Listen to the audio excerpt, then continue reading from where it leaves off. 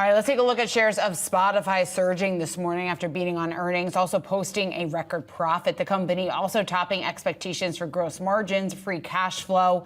Now, Spotify has really looked to revamp its business. It has announced multiple rounds of layoffs. It also has announced price hikes, trying to really boost the top and bottom lines here of Spotify's business. Here to discuss, we want to bring in Santosh Rao, Manhattan Venture Partners Head of Research. Santosh, it's great to see you here. So at least when you take a look at the market, at the street's reaction, they're very encouraged by these numbers that we're getting out this morning. My question to you is, what does this tell us just about where Spotify is in its turnaround strategy and better positioning the business for continued profitability here in the future? Hi, great to be here. Well, it is comparatively well positioned. They're hitting the right notes.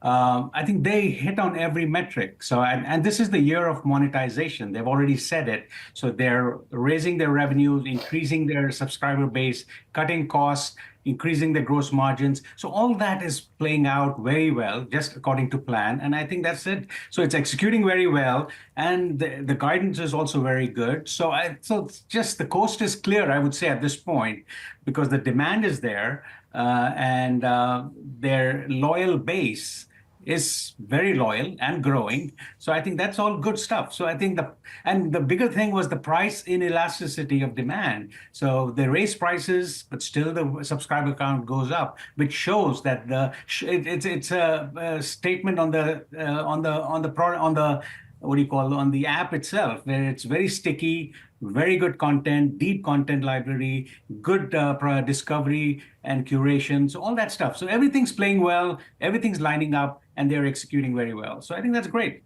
I know, Santosh, that you said that you anticipate a long runway ahead for the stock. I'm curious, do you think that the pricing could potentially leave some consumers getting priced out of Spotify in the future, and what risk could that hold for the stock? Yeah, at this point, it doesn't look like it. It's been, they've had two rounds and it's sticking very well. So, and they're very selective. I mean, they're not just doing it randomly. It's, they are justifying that by increasing or improving their product suite. There are more things to do on the platform with the audiobooks and podcasts and all that stuff, the bundled packages, the premium packages. So it's very sensible go-to-market strategy in terms of their product offerings. So all that is playing well. So they're backing up the price increases with justifiable, good broad product suite, I would say. So net, it would stay. I mean, of course, there is a limit to everything at some point. And the consumer is slowing down, as we see in the economy. So at some point, they'll have to keep an eye on how far they can go. But at this point, looks like it's well received. Their base is responding very well, and it's continuing to ride along. Santosh, what if we, though, do see a downturn in the economy? How at risk is a name like Spotify? Yeah, it's one of those things. This has become so part of our lives. It's so integral to our lives. I was talking to one user this morning. They said, she's had it since her college days. She got into her student plan, and her playlists and all that are so deep and well researched and curated. She just doesn't want to get out. I said, will you be on the platform if the prices go up more? She said, yeah, I'll continue on that because it's so part of our life. And as with everybody else, it's so entrenched. And so I think you're going to see there is a level of stickiness that is very high. It has the highest user base, and there's still the developing world is still an open market. They still need to penetrate that. And overall, only 15% of the internet base is really subscribed to this kind of platform. So I think there's a long runway ahead in terms of the global penetration. So in that sense, so net, yes, there's always an optimum price point, but at this point, it doesn't look like it's too much, and they're executing. Santosh, I know you also cover Alphabet, and obviously we're anticipating those earnings after the bell today. What is the single biggest data point that you are going to be watching heading into those results? Yeah, I'm very interested in how they're monetizing their cloud, how they're using AI in their cloud platform. We had an impressive result last quarter, and I think we'll see more and more of that. So, and the digital advertising market is pretty good. So I think net, I'm expecting a good quarter there as well. It's priced very competitively. In fact, on a peer basis, especially with the Magnificent Seven or whatever you call them, I think it's one of the most, it's more compelling valuation compared to all of them in terms of multiples. So it's priced well. They still have a lot of levers that they can pull, starting with their cloud platform, which using AI. So I think you're going to see some good numbers today.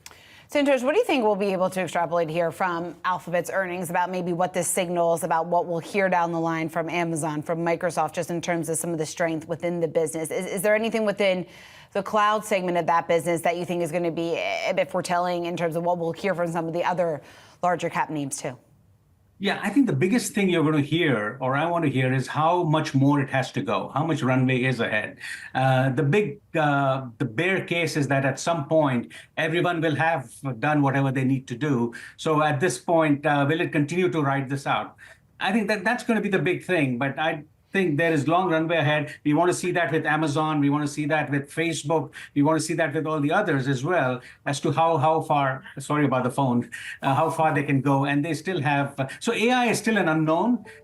Still don't know what innings it is at. I think it's still early innings. So they're still going to use it to improve their product line and just incorporate that in their business. So all of them, I expect them to show some good numbers based on this AI. And other than that, there's some other fundamentals that are driving. Like I said, the digital advertising market is still good and it's growing. We read some advertising companies saying that their budgets are increasing. So all that is going to play into these markets. The retail business is good for Amazon. Then the YouTube business is also good for Google. So there are a lot of levers at every company. All these companies have some levers or the other that'll keep them in the game for a long time. All right, Santosh, always great to get your insight. Thanks so much for hopping on with us here this morning. Thank you. Thanks for having me.